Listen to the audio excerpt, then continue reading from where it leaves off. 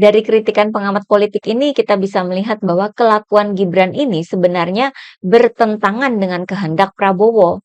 Sehingga kehadiran Gibran di deklarasi Ridwan Kamil maupun pendaftaran Ahmad Lutfi ke KPU itu lebih terlihat sebagai perpanjangan tangan Presiden Jokowi semata.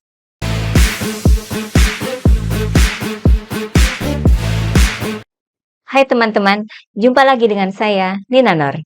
Sebentar lagi Pak Prabowo akan dilantik menjadi presiden kita ya. Saya kira ada dua hal yang diinginkan oleh Prabowo menjelang pelantikannya.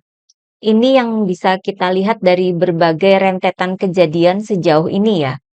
Pertama, bahwa Prabowo ingin agar pemerintahannya itu diawali dengan ketenangan.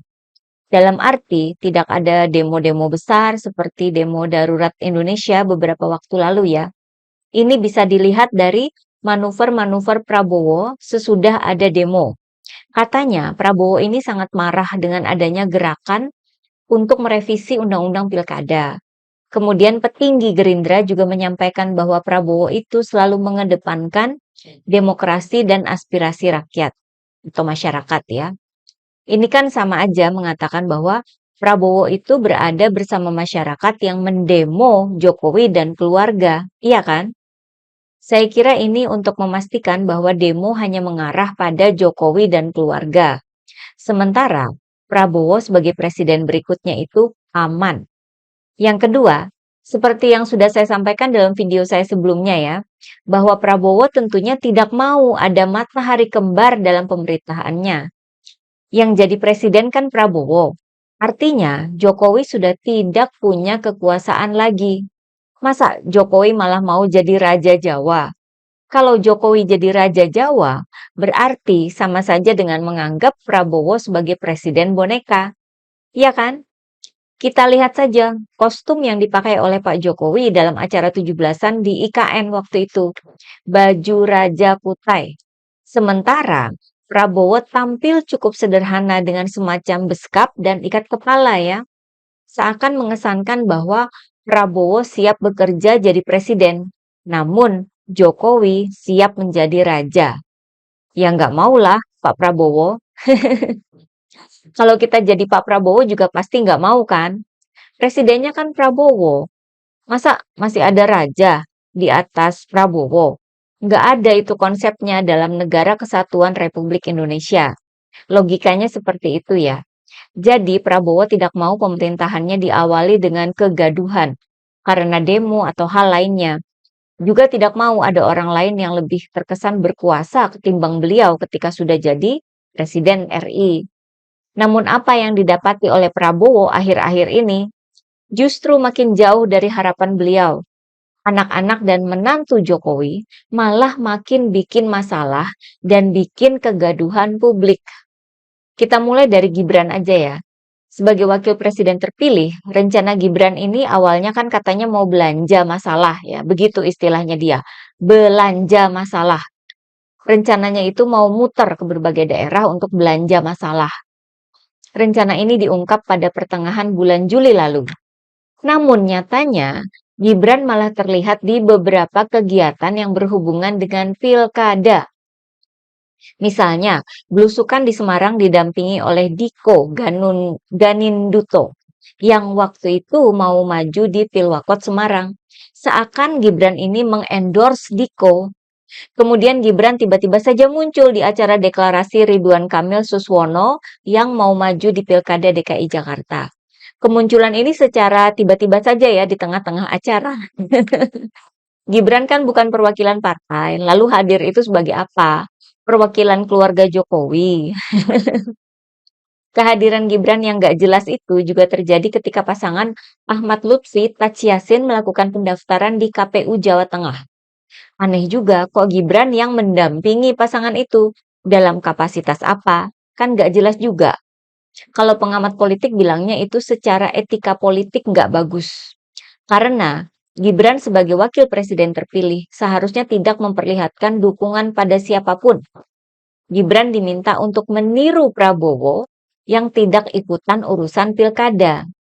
Dari kritikan pengamat politik ini kita bisa melihat bahwa kelakuan Gibran ini sebenarnya bertentangan dengan kehendak Prabowo. Sehingga kehadiran Gibran di deklarasi Ridwan Kamil maupun pendaftaran Ahmad Lutfi ke KPU itu lebih terlihat sebagai perpanjangan tangan Presiden Jokowi semata.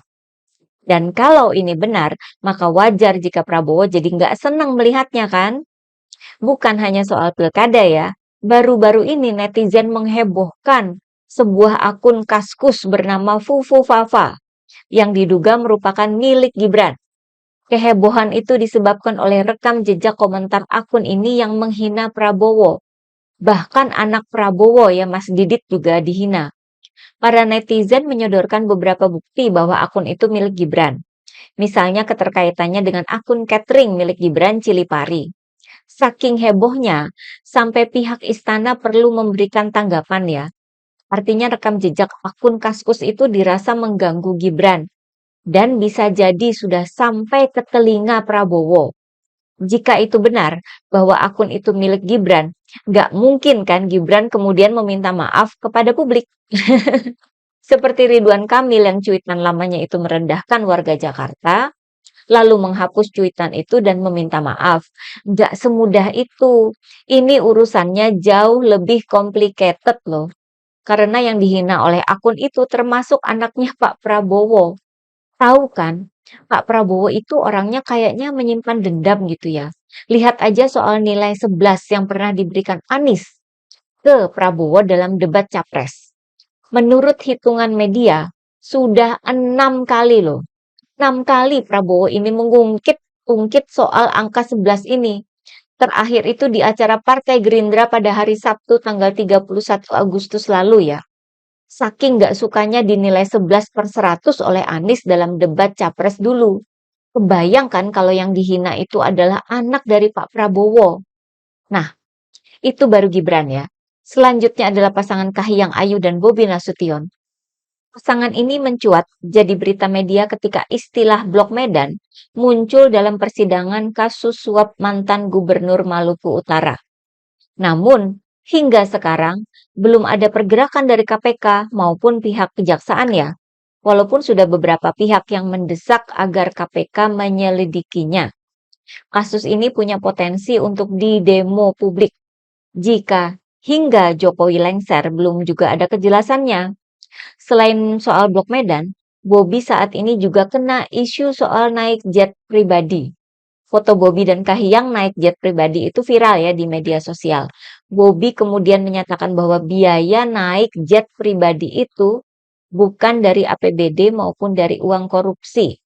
Kabarnya sih KPK masih mengumpulkan bukti dugaan gratifikasi dalam soal jet pribadinya Bobi ini ya. Tapi nggak tahu deh ya kelanjutannya. Selain soal jet pribadi yang dia pernah pakai, Bobi juga buka suara soal pemakaian jet pribadi oleh Kaisang adik iparnya. Bobi itu membela Kaisang dengan menyebut bahwa Kaisang bukan pejabat publik. Alasan yang dipakai Bobi ini bisa dengan mudah dibantah oleh Pak Mahfud MD ya. Pak Mahfud mengkritik KPK yang nampaknya itu nggak niat dalam mengusut kasus dugaan gratifikasi Kaisang. Pak Mahfud menyodorkan kasus Rafael Alun yang kasus korupsinya ketahuan setelah anaknya yang hedon dan flexing itu diperiksa. Kemudian Pak Mahfud mengingatkan, jika nanti ada pejabat yang beneran korupsi, itu akan meminta pemberi gratifikasi untuk menyerahkan ke anak atau keluarganya saja, agar tidak diperiksa oleh KPK. Udah jelas banget ya penegasan dan penjelasan dari Pak Mahfud ini. Bola panasnya sekarang ada di KPK. Oke, kita lanjut ke Kaisang ya. Kita sudah tahu tadi ada pernyataan dari Partai Gerindra bahwa Prabowo ini mengedepankan demokrasi dan aspirasi masyarakat.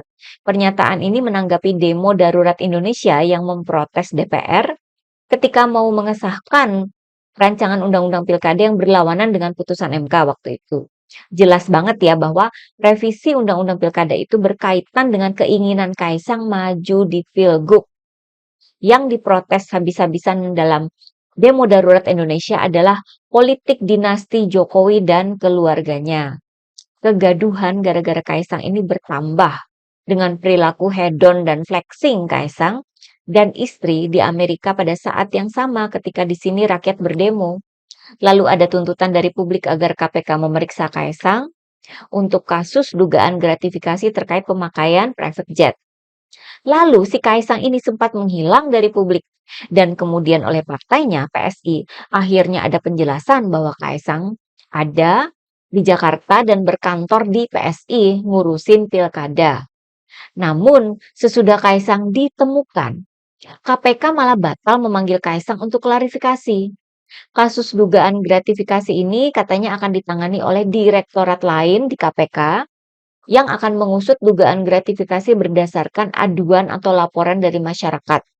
Prosesnya itu meliputi penelaahan dalam waktu 8 hingga 14 hari dan kemudian ada proses pengumpulan informasi yang memakan waktu hingga 30 hari.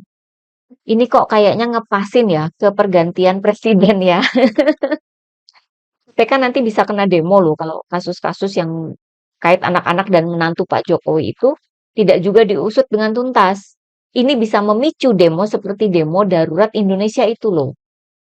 Nah, itu tadi berbagai kelakuan anak-anak dan menantu Jokowi yang saya duga bikin Pak Prabowo itu nggak seneng, nggak happy ya. Padahal sebentar lagi kan Prabowo akan dilantik jadi presiden. Masa baru jadi presiden malah ngurusin anak-anaknya Jokowi ya. Mestinya Pak Prabowo mau bekerja sesuai dengan apa yang sudah diprogramkan dong. Nah, ini kita akan melihat nanti ya, jika nanti ada demo besar yang menuntut pengusutan tuntas terhadap Jokowi dan keluarga, maka saya kira Prabowo akan menuruti aspirasi masyarakat. Tentu lebih aman, begitu kan? Ketimbang membela Jokowi dan keluarga. Nah, bagaimana pendapat teman-teman? Sekian dulu dari saya. Terima kasih atas perhatiannya. Begitulah kura-kura.